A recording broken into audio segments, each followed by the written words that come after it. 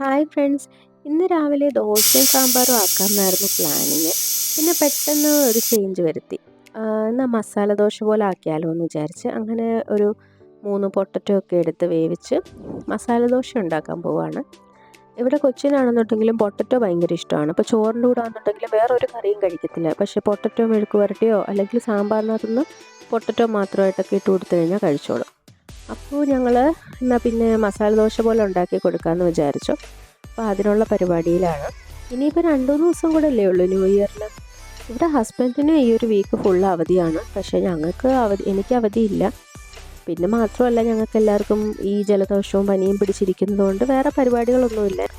സാധാരണ ഞങ്ങൾ എല്ലാ വർഷവും ന്യൂ ഇയറിൻ്റെ സമയത്ത് മലയാറ്റൂർ പോകും. മലയാറ്റൂർ നക്ഷത്ര തടാകമുണ്ട്. അപ്പം ഒരു വലിയ ചിറയ്ക്ക് ചുറ്റിനും കുറേ 1000-ഓളം നക്ഷത്രങ്ങളൊക്കെ ചുറ്റി കെട്ടിയിട്ട് അതുപോലെ ഒരു ക്രിസ്മസ് ഫാദറിനെയൊക്കെ ഉണ്ടാക്കും. വലിയൊരു ക്രിസ്മസ് ഫാദറിനെയൊക്കെ ഉണ്ടാക്കിയിട്ട് ന്യൂ ഇയറിൻ്റെ അന്ന് കത്തിക്കും. അത് ഭയങ്കര രസമാണ് കാണാനായിട്ട്. അപ്പം ഞങ്ങൾ സാധാരണ അവിടെ നക്ഷത്ര തടാകവും അവിടെ കുറേ പ്രോഗ്രാംസും ഒക്കെ അതുപോലെ ഷോപ്സും ഒക്കെ കുറേ പരിപാടികളെല്ലാം ഉണ്ട്. അപ്പോൾ സാധാരണ ഞങ്ങൾ അത് കാണാൻ പോകാറുണ്ടായിരുന്നു. ഹസ്ബൻഡിൻ്റെ ഒരു ഫ്രണ്ട് മലയാറ്റൂരുണ്ടായിരുന്നു. അങ്ങനെയാണ് ഞങ്ങൾ ആദ്യമായിട്ട് അവിടെ പോകുന്നത്. അന്ന് ഈ പാപ്പാഞ്ഞിനെ കത്തിക്കുന്നതൊക്കെ കണ്ടായിരുന്നു രാത്രിയിൽ.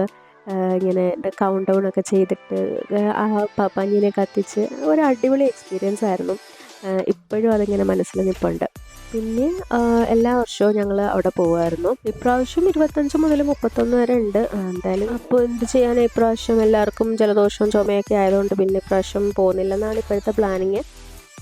അപ്പോൾ നമ്മുടെ ദോശയൊക്കെ സെറ്റായിട്ടുണ്ട്. ഇനി അതിനകത്തോട്ട് മസാലയൊക്കെ വെച്ചിട്ട് നമ്മൾ മസാല ദോശ പോലെ ചെയ്യുവാണ്. കടയിലുള്ള മസാല ദോശ പോലൊന്നും ആയിട്ടില്ലെങ്കിലും നമുക്കിതൊക്കെ മതി.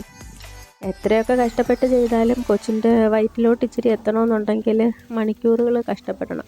സ്കൂളിലാണെന്നുണ്ടെങ്കിൽ പിന്നെയും കുഴപ്പമില്ലാന്ന് തോന്നുന്നു. വീട്ടിലിരിക്കുമ്പോഴാണ് അവന് കഴിക്കാൻ നല്ല പാട്.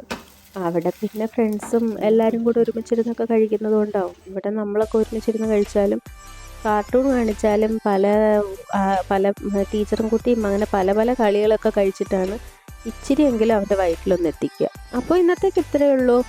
ബൈ.